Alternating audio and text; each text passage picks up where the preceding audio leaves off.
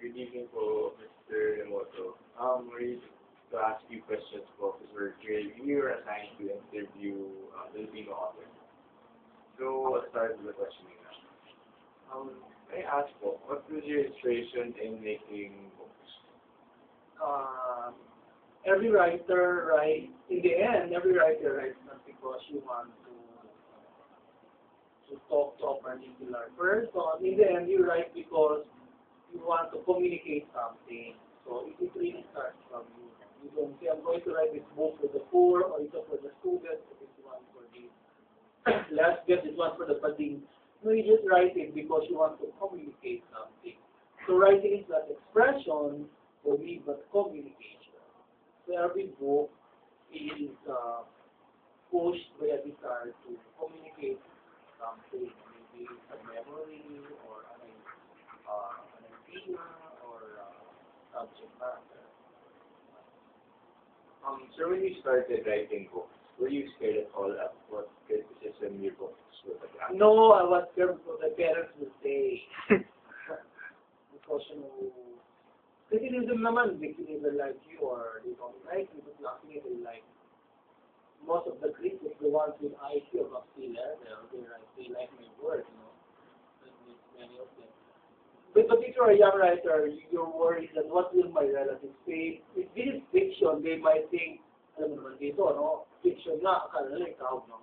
Fiction is a work of the imagination. But when you write about it, relatives might think that is you.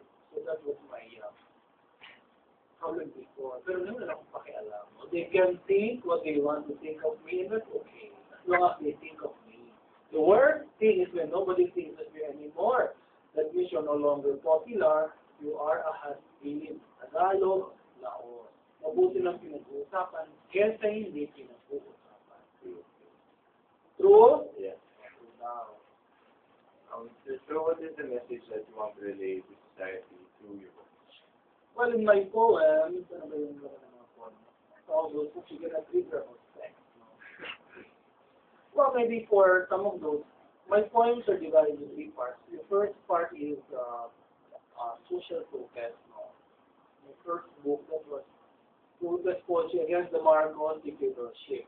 Yung second book naman, si Marcos naman, against the poverty, social injustice. Yung isang part naman ng book ko, love poems, concept of friendship, about relationship. So what I want to show, maybe in the protest point, is that nothing has changed. What is in the newspapers now, the kidnapping of this witness, Lozano, in the PT scandal. Ginawa na ni Marcos siya noon eh. Ginagawa ni Jamie na yun, no? When you see Dato and Mikey Arroyo, those two children who were kicked out of Ateneo because the UPI was too low. Mga bobo yan, mga IQ below sea level. No? They were strutting and walking like Ferdinand Marcos Jr. from 20 years ago. No? So nothing has changed. The poems I wrote 20 years ago, when you were not yet born, are still relevant today because good literature does not die. No? Especially the Philippines where history always repeats itself. So what I'm saying is when I made those gay books, even the non-gay books became popular. Tapos ngayon ladad na yan, and that became the foundation for our party list in Congress. Yung books namin, yung books ko, siya yung parang naging foundation for the gay liberation movement in the Philippines. It's not a bad thing because if 10% are gay or lesbian, if we're 8.8 million Filipinos, 8.8 million kami. Sabi yan. That can elect a president. So what does your book have to do with you? Family life, the job? Yung pag if it's poetry, ang division ko niyan, one part is social protest, another part two is personal poems about myself. No? Pero yung, because if you read my books, I'm not the kind of writer who is self-absorbed. I write only about myself. I write about your environment, about society, and the world at large. Kaya if you look at my three books of poems, many of the poems deal with the reality from the social and political aspect, and also love poems. No? Not just mine, but my friends, love stories, my kind of stories of friendship. In short, the writer should include the world in his or her writing. Otherwise, it will just dry up. Or is there a specific instance or experience in your life that made you write the so-called game? Well, it's a game book. I was studying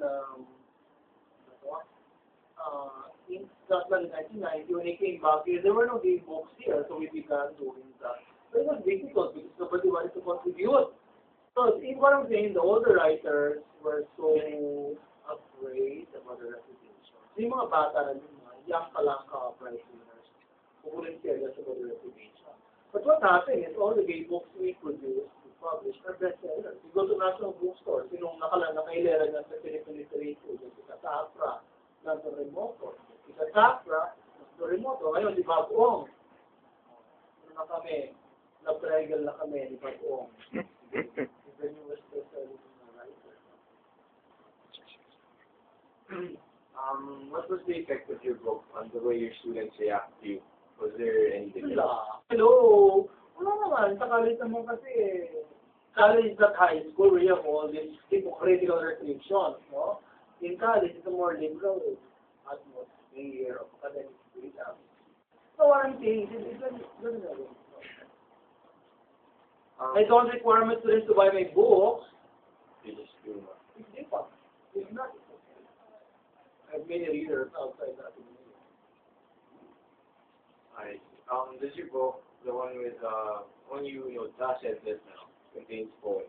Is that you teaching? Ito. Or does it help you for teaching? Well, as I tell my students, you should be lucky I'm teaching poetry or literature because they is not to boast, but when you're a writer of poetry or short stories, I think you can teach poetry and short story writing better because you're talking from the inside. Kasi yung mga teacher ninyo, may lesson plan yan eh. Pinabasa lang nila yan. Samantalang kami, when I talk about poetry, I'm talking about it because I do it. Like a doctor who's a neurosurgeon can do neurosurgeon surgery better than one who is just a general practitioner or GP. So me, because I finished a novel, I'm writing a second novel, I finished a book of stories. When I talk about fictional poetry, or the short story, or the novel, I think I'm talking about it from first-hand experience. Do you have a specific inspiration, or is there something that motivates you in your book? Nothing. I just write them, no? Because if you write for money, you don't make a lot of money. So, I make some money, but not a lot. Okay. Because other writers don't, for the Philippines, it is a 1,000 copies to a lot. Yung Lagdag ko has sold 25,000 copies the last 10 years. Bestseller yan, along with Margie Hall, yung textbooks niya. Dr. Ahon, so Filipino. And cookbooks. So in the Philippines, what sells are textbooks and cookbooks. What made you start writing? Is there any specific reason that led you to begin? Well, I began writing when I was in high school, but it developed when I was in college. So yung mga creative writing workshop, and there were many writers who were teachers, no? Sila yung Danton were here, and my classmates were writing, sila Pati Mali. So merong community of writers that was supporting me, and that's good, no?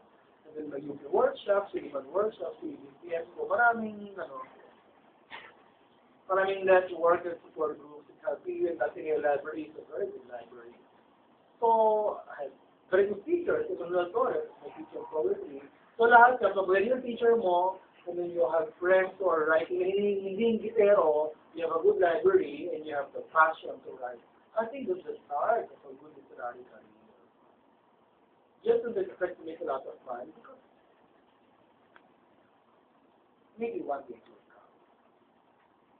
When you write a text Or a cookbook? or a cookbook. Yeah. So for a concluding question po, faced with every circumstance po, siguro, everything that you faced in the past, do you still continue writing? Oh yeah! No, when I'm 6 years old, I write my memoirs.